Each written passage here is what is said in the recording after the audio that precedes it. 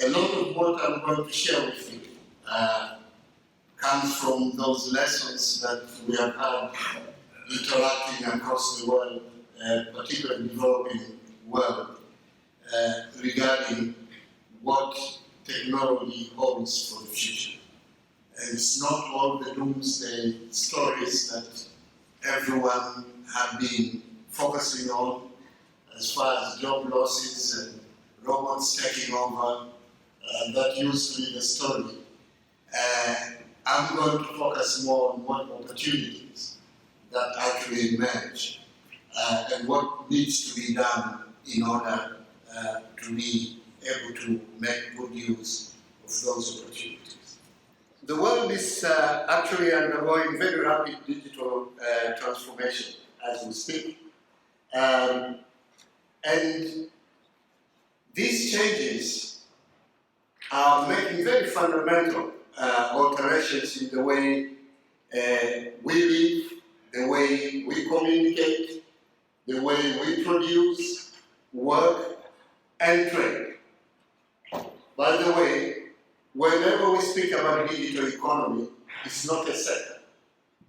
It is actually how technology enhances the efficacy of all that we do, not just in terms of production, but also in terms of how we interact, how we govern. Makes governments work much more efficiently and better, makes communication with citizens much more effective, and definitely it does catalyze the way we achieve things.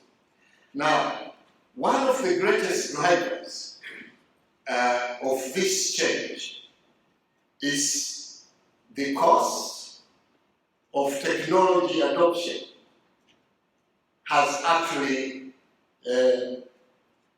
decreased very, very sharply.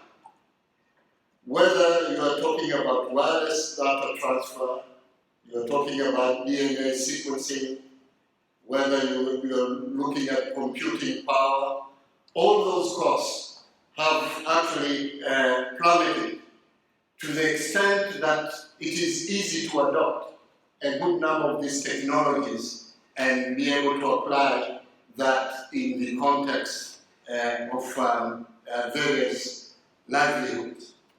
This is extremely important.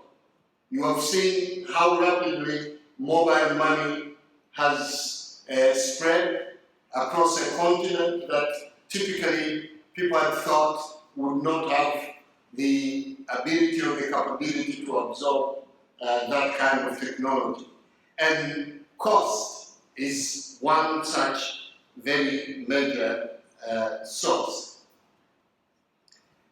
Now, what this has done, first, mobile network penetration actually now is almost 80% across all low-income countries since 2016. And new technologies in mobile and digital communication are now adopted at an even quicker pace.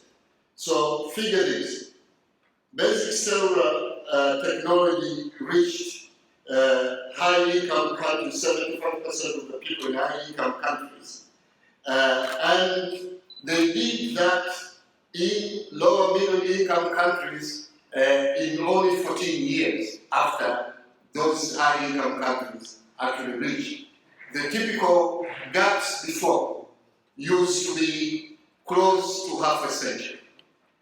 Not only that, for 3G network, this timeline was only 60 years. And this gives you a sense as to why there is such a rapid spread of this. The cost of smartphone over the last 7 years has actually decreased by almost 50%. And a cost of 1 minute call in sub-Saharan Africa has fallen by 70% in 1 decade. And this is definitely a story of catch-up for developing countries, because they are able now to leapfrog in terms of pace and speed. This is one clear evidence of how that catch-up is happening. You can see that North America already in 1998 had reached close to 100% in terms of network coverage. And in the next few years, even Sub-Saharan Africa has gotten almost to 80%. That's the pace I'm referring to of catching up. And it gives an opportunity because access is a necessary condition to be able to apply. Okay. Seems like whenever I